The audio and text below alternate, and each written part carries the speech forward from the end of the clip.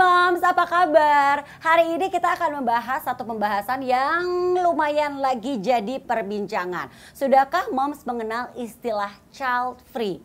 Wah, sepertinya belakangan ini lumayan sering ya mendengar istilah child free disebut-sebut dan juga dibicarakan. Nah, ini mungkin child free ini kita jelaskan dulu ya. Ini adalah ramai dibicarakan karena mungkin kalau kita mau jabarkan sendiri, child free ini tuh sebenarnya keputusan dari seseorang atau mungkin pilihan hidup seseorang untuk tidak memiliki anak, baik secara langsung dalam artian anak kandung maupun juga anak angkat. Nah, ini ramai dibicarakan dan tentunya banyak yang beranggapan bahwa kenapa sih kok mau melakukan child free dalam kehidupan, kan punya anak menyenangkan. Tapi ya mungkin kita juga harus belajar mengerti dan memahami dulu maksud seseorang jika memang ingin menjalankan atau mengambil keputusan untuk child free ini sendiri nih. Nah, untuk itu hari ini kita akan ngobrol-ngobrol bersama dengan psikolog Deborah Basaria MPSI atau yang akrab disapa dengan Mbak Ola. Nah, kita bahas, kita kupas banget nih, kita kupas semuanya. Kita pahami apa yang dimaksud dengan child free, dan kalau memang moms atau dads atau yang menyaksikan YouTube ini ingin menjalankan child free atau sudah mengambil keputusan untuk child free, nah apa yang harus diperhatikan? Nah, aku mau menyapa dulu nih Mbak Ola nih. Hai Mbak Ola. Halo Mbak Enji, apa kabar? Baik Mbak Ola, apa kabar Mbak? Sehat Mbak Enji. Terima kasih sudah mau ngobrol-ngobrol sama kita membahas tentang child free. Ini kan lagi rame banget ya Mbak ya, karena mungkin ada beberapa public figure juga yang memang memutuskan untuk child free, dan juga kita sempat tahu ada sebuah video yang cukup viral ya yang mengatakan pilihan hidupnya untuk menjalankan child free, tidak mau punya anak setelah menikah pun, baik mau anak kandung maupun anak angkat atau adopsi, pokoknya emang nggak mau punya anak aja. Sebenarnya ini juga menarik nih karena sebenarnya perbincangan ini juga sempat saya bicarakan sama adik saya, dan saya mengenal justru istilah child free ini pertama kali dari anak saya. Apakah memang generasinya nih Mbak, kalau kita mau ngomongin soal child free ini, emang generasi yang zaman sekarang tuh istilahnya udah beda dibandingin dulu gitu kan. Kalau dulu kan orang pasti maunya menikah terus habis itu punya anak gitu kan ya. Nah, mungkin kita harus tahu dulu deh Mbak, sebelum kita ngomongin generasi, apa sih yang memutuskan seseorang itu untuk child free atau tidak memiliki anak? Oke, Mbak Enji, memang ini menarik banget ya kalau kita bicara tentang child free ini. Jadi gini, kalau kita lihat gitu ya, sebetulnya tolok ukur saat ini yang berkembang di masyarakat adalah ketika individu itu berusia dewasa gitu ya, dan mereka katakanlah memutuskan berumah tangga, sebaiknya itu memang ada keturunan di dalam keluarga tersebut gitu ya, dan itu dianggap sebagai suatu penanda katakanlah kedewasaan ketika seseorang itu memiliki keturunan di dalam keluarga mereka. Nah, kalau kita lihat ya, Mbak Enji tadi mention tentang generasi gitu ya. Kalau kita lihat dulu sebenarnya konsep child free ini sebenarnya sudah ada. Kita bisa tahu banyak juga keluarga yang tidak memiliki anak karena faktor banyak hal. Misalnya contohnya karena memang pada saat itu misalnya sedang dalam keadaan negara berperang gitu ya Mbak Enji, kalau kita bilang generasi sebelumnya, ataupun misalnya juga karena kemiskinan gitu kan ya Mbak Enji, dan juga mungkin ada kondisi sakit penyakit tertentu. Jadi pada saat itu sebetulnya ketika seseorang itu tidak memiliki anak di dalam keluarga mereka itu tidak terlalu dipersoalkan gitu, karena memang situasi dan kondisinya dan pandangan persepsi masyarakat pada saat itu berbeda dengan saat ini gitu. Ketika misalnya dirasa gizi sudah lebih baik, tingkat pendidikan sudah lebih baik, status ekonomi sudah lebih baik, kemudian dalam keadaan negara damai, aman, sentosa, lalu apa sih gitu ya yang membuat mereka katakanlah memutuskan untuk tidak memiliki anak dalam keluarga mereka. Nah, kalau kita bicara mengenai sebuah decision making, itu sebetulnya banyak sekali faktor yang membuat seseorang itu di saat ini, di kondisi seperti saat ini, memutuskan untuk tidak memiliki anak gitu. Salah satu pertimbangan mereka itu bisa saja memang karena diri mereka sendiri gitu ya, terkait dengan misalnya kemampuan dalam melakukan parenting seperti itu. Nah, kemudian juga bisa saja karena ada kondisi fisik tertentu di dalam pasangan gitu kan. Bisa juga memang mereka merasa mereka punya katakanlah trait kepribadian tersendiri gitu ya, bagaimana mereka melihat gitu ya diri mereka tanpa seorang anak di dalam keluarga itu. Mungkin bisa saja mereka bisa lebih berkembang, mungkin mereka bisa lebih mengoptimalisasikan diri mereka gitu. Jadi sebetulnya banyak faktor gitu dari sisi internal maupun juga eksternal. Eksternal di sini mereka juga lihat mungkin keadaan situasi saat ini yang akhirnya membuat mereka berpikir gitu ya, apakah saya bisa gitu ya, katakanlah raising anak saya itu dengan baik misalnya seperti itu. Jadi faktor internal dan juga eksternal ini bisa saja membuat mereka menggunakan itu sebagai dasar mengambil keputusan seperti itu, Mbak Angie. Bisa dibilang faktor ini juga nggak sih Mbak, kalau zaman dulu kan, bukan zaman dulu sih, kita kan tahu kita orang timur ya Mbak ya, dan dimana budaya kita tuh sangat kekeluargaan, apa-apa tuh kan keluarga banget. Tapi kan kita tahu sekarang ini di era globalisasi, kita dengan mudah kan mendapatkan informasi atau pengaruh-pengaruh dari budaya luar. Mungkin kita juga udah kayak tadi Mbak Ola bilang, ini kan sebenarnya satu bukan hal baru ya, child free ini sendiri kan. Mungkin kita juga sering tahu di luar negeri tuh kayaknya banyak sekali pasangan-pasangan yang memutuskan untuk tidak punya anak. Tapi kan kayak kalau buat di kita tuh lumayan yang nggak mau punya anak, faktor keluarga kan pasti nggak boleh, kalau menikah tuh harus langsung punya anak. Kan kita tahu ya Mbak, abis kita baru nikah kan itu kan omongan pertama pasti yang sering banget dikejar-kejar tuh adalah kapan, kok belum hamil juga, kok nggak punya anak gitu kan. Itu kalau sekarang tuh kita melihat apakah memang faktor budaya di luar itu udah mempengaruhi orang-orang timur nih Mbak, di saat mereka memutuskan untuk child free. Kalau kemarin kan mungkin kita lumayan gak asing dengan di saat pasangan suami istri setelah menikah memutuskan untuk gak punya anak banyak-banyak. Punya anak tapi gak banyak-banyak. Sekarang berkembang lagi nih bahkan menjadi child free. Nah itu gimana Mbak?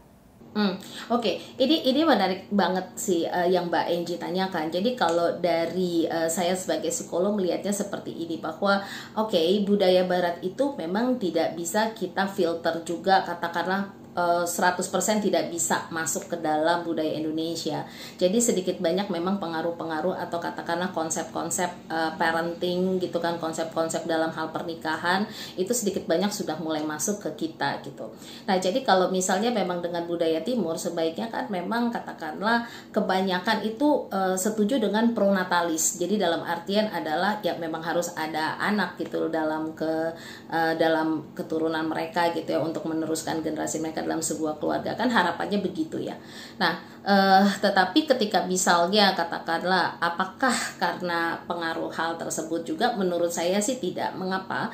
Karena saat ini saya merasa gitu ya, setiap pasangan itu sudah cerdas gitu ya dalam melihat situasi dan kondisi, dalam artian juga mereka punya pandangan terkait dengan kesehatan mental itu juga sudah lebih besar banget gitu.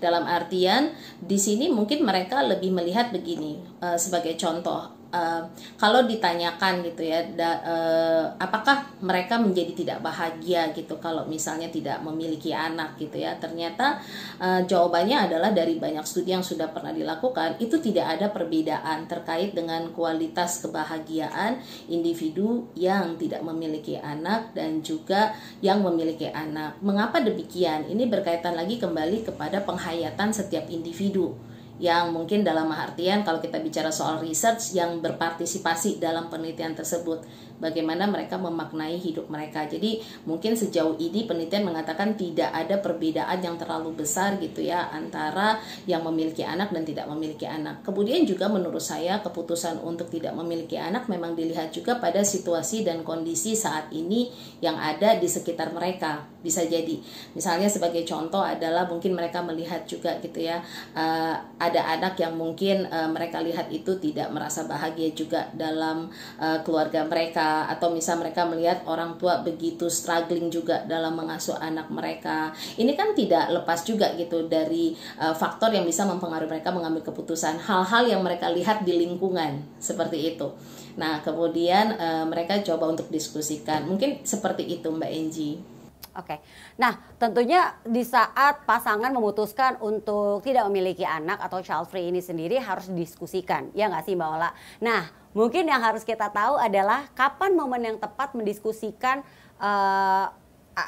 keputusan untuk tidak memiliki anak ini nih Mbak. Apakah ditakutkan nanti kalau udah mau nikah gitu, atau bahkan mungkin pemikirannya ya di saat mungkin sudah mengarah hubungannya akan serius, itu adalah waktu yang sudah harus dibicarakan nih soal keputusan memang untuk child free ini. Mm-mm, mm-mm. Iya, betul. Jadi gini, kalau saya sebenarnya berharap gitu ya, jangankan sebelum memasuki pernikahan, Mbak Enji, pada saat misalnya mereka sedang melakukan pendekatan, nah ini perlu dibicarakan terkait dengan plan masa depan gitu ya di dalam keluarga mereka kelak gitu kan, kesiapan dari masing-masing pihak, misalnya untuk menjalankan peran ayah, peran ibu bagaimana, kemudian mereka juga harus mengenali dari diri mereka sendiri sebetulnya keinginan itu datang dari hati atau merupakan suatu tuntutan untuk bisa katakanlah memiliki anak. Nah ini juga penting untuk diketahui. Selain itu memang sebetulnya kalau kita mau bicara soal good parenting gitu ya dalam pengasuhan anak, itu kita juga harus melihat apakah diri kita itu punya isu-isu tersendiri yang mungkin perlu kita bantu atasi terlebih dahulu sebelum kita katakanlah memiliki anak. Jadi menurut saya ini betul, anak itu adalah karunia dari Tuhan gitu ya, dalam artian adalah Tuhan yang memberikan, tetapi dari kitanya sendiri sebenarnya perlu loh yang namanya persiapan gitu. Dan dalam hal ini persiapan ini mengenali kondisi diri kita sendiri. Nah selama misalnya itu sudah dibicarakan gitu ya sebelum pernikahan, nah ini sebenarnya semakin membantu mereka juga, dimana nanti kalau misalnya sudah menikah itu untuk menyampaikan kepada keluarga ketika mulai ada di lo kan baru menikah kemudian kapan memiliki anak dan seterusnya gitu ya. Jadi menurut saya harapannya sih sebelum menikah, tetapi seandainya memang itu tidak terbersit gitu ya, dalam artian tidak ada pembicaraan seperti itu gitu ya, maka saya berharap juga bahwa pasangan suami istri itu membicarakan gitu, memiliki keterbukaan, masing-masing pihak menganggap satu sama lain tuh egaliter, setara. Jadi apa sih yang bikin sebagai istri misalnya pasangan kita, istri kita tuh tidak ingin, ada kekhawatiran apa, kecemasan apa, apakah bisa betul-betul didiskusikan dulu. Sebaliknya juga dengan si suami, apakah ada suatu kondisi yang membuat dia jadi kayak nggak yakin untuk menjalankan perannya. Pentingnya adalah komunikasi dan diskusi. Dan menurut saya ketika misalnya sudah saling tahu satu sama lain gitu ya,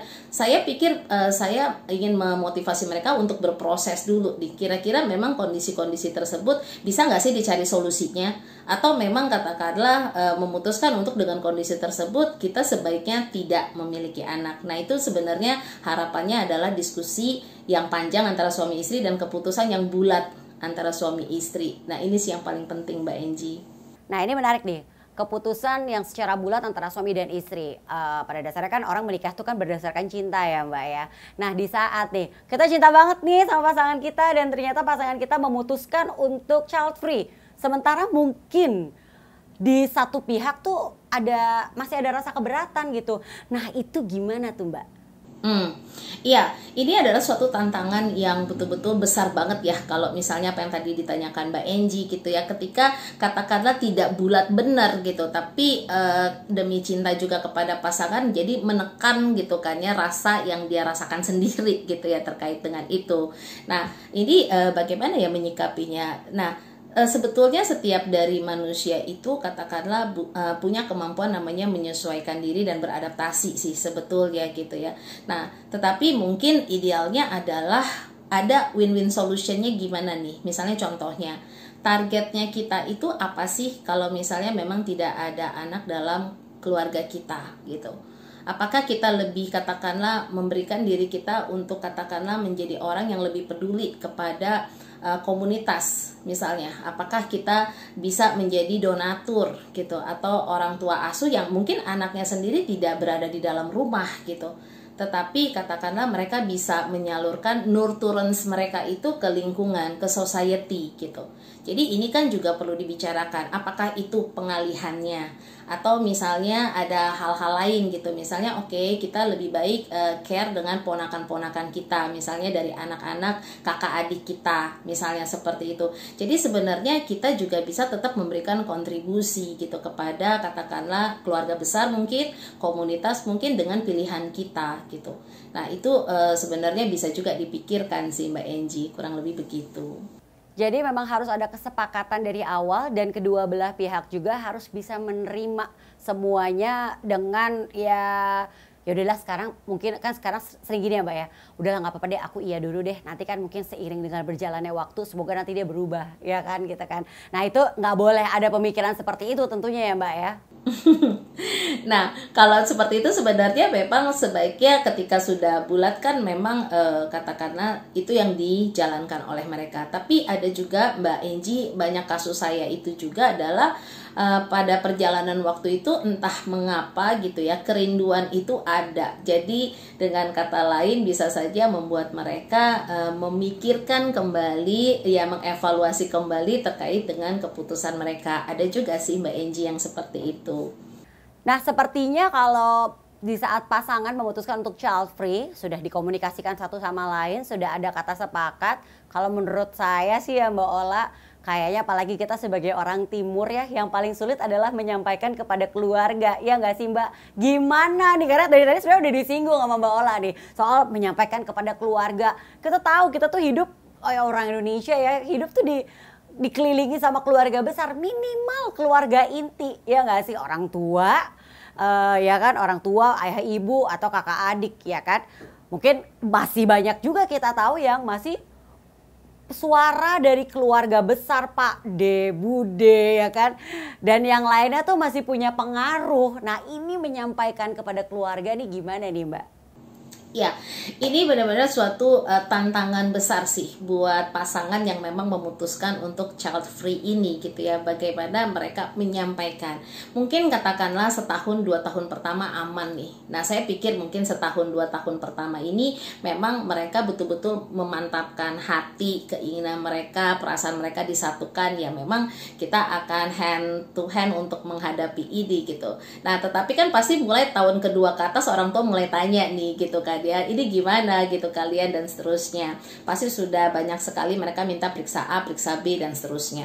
Baik, nah sekarang kita masuk kepada apa sih yang harus dilakukan pasangan gitu ya terkait dengan kondisi ini. Pertama adalah mereka perlu menunjukkan kualitas kehidupan pernikahan mereka memang bahagia gitu.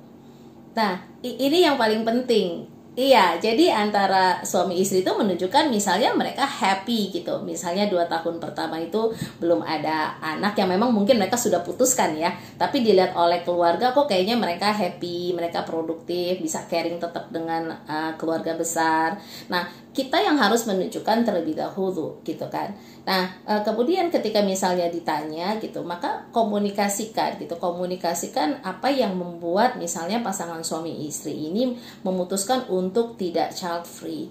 Nah tadi apakah faktor internal atau faktor eksternal, bagaimana mereka berpikir misalnya tentang generasi yang akan mereka miliki, mungkin mereka merasakan ada sesuatu. Nah itu sebaiknya memang dikomunikasikan.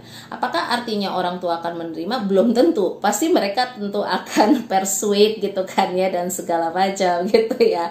Nah paling tidak gitu ya, kita juga tahu dalam teknik komunikasi itu kita perlu kasih juga jeda ataupun kita perlu kasih momen gitu. Nah ini sih yang paling penting. Jadi biarkan gitu kan ya, dalam artian mereka berproses dulu dengan apa yang kita sampaikan. Kemudian mungkin kita pendekatannya secara pribadi. Misalnya si istri dengan orang tuanya sendiri, si suami dengan orang tuanya gitu ya. Itu akan jauh lebih smooth sih untuk menyampaikan sebetulnya apa sih yang membuat mereka memutuskan seperti itu. Jadi poinnya memang komunikasi, dan juga dari kitanya sendiri sebagai pasangan itu menunjukkan mungkin kebahagiaan kita terkait dengan pernikahan kita. Jadi kualitas pernikahannya itu dirasakan juga oleh orang lain. Oh ya mereka happy. Seperti itu sih Mbak Enji. Jadi memang tekad atau memang keputusan untuk child free ini memang harus dipikirkan matang-matang juga, dibicarakan dengan pasangan. Karena tadi kan ya seperti Mbak Ola bilang, ya mungkin setahun 2 tahun masih aman, 3 tahun masih aman. Biasanya masa-masa menjelang orang tua kita juga semakin bertambah usianya, semakin sepuh, itu tuh kan mulai muncul lagi tuh pasti usaha-usaha yang mama kan udah semakin tua, mama tuh mau menimang cucu. Wah, itu tuh ya Bola ya. Itu harus siap, betul sekali. Jadi emang keputusan harus dipikirkan matang-matang dan tentunya kesepakatan bersama dengan pasangan kita. Bola, terima kasih banyak ya. Ini kita dapat pemandangan baru nih ya, kita jadi tahu satu hal baru nih, lebih paham lagi mengenai child free ini sendiri. Jadi memang di saat pasangan suami istri memutuskan untuk child free, pelajari dulu ya kan, lalu pahami dulu ya kan. Ya dan juga tentunya yang paling sulit adalah tentunya yang harus kita kuasai adalah cara berkomunikasi bersama dengan pasangan dan juga tentunya menyampaikan kepada keluarga besar itu sih ya Mbak Ola ya. Iya betul Mbak Angie, seperti itu. Nah jadi kalau dari saya terakhir sih mungkin menyampaikan bahwa memang segala sesuatu itu perlu berproses gitu. Tetapi keyakinan kita bahwa kita mampu untuk melakukannya, mungkin itu yang perlu ditunjukkan juga sih kepada orang-orang di sekitar kita gitu. Mungkin seperti itu Mbak Angie. Terima kasih banyak Mbak Ola atas Terima kasih waktunya. banyak juga Sehat-sehat Mbak selalu Angie ya, atas Mbak Ola. waktunya. Sehat selalu juga dan sukses Mbak Angie. Terima kasih Terima banyak. kasih. Dan tentunya Saya kita juga mengucapkan buat para pasutri ya, kita nggak bisa menyapanya dengan Moms and Dads, tapi pasutri ya. Selamat mengambil apa ya, saya bingung juga mau dibilangin selamat apa ya gitu. Tapi mungkin di saat mengambil keputusan, pikirkan dengan baik-baik, dengan matang-matang sebelum memang kita memutuskan untuk child free ini sendiri. Baik. Iya, betul.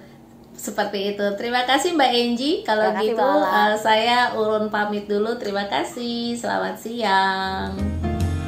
Terima kasih Mbak Ola. Bye bye Mbak Angie.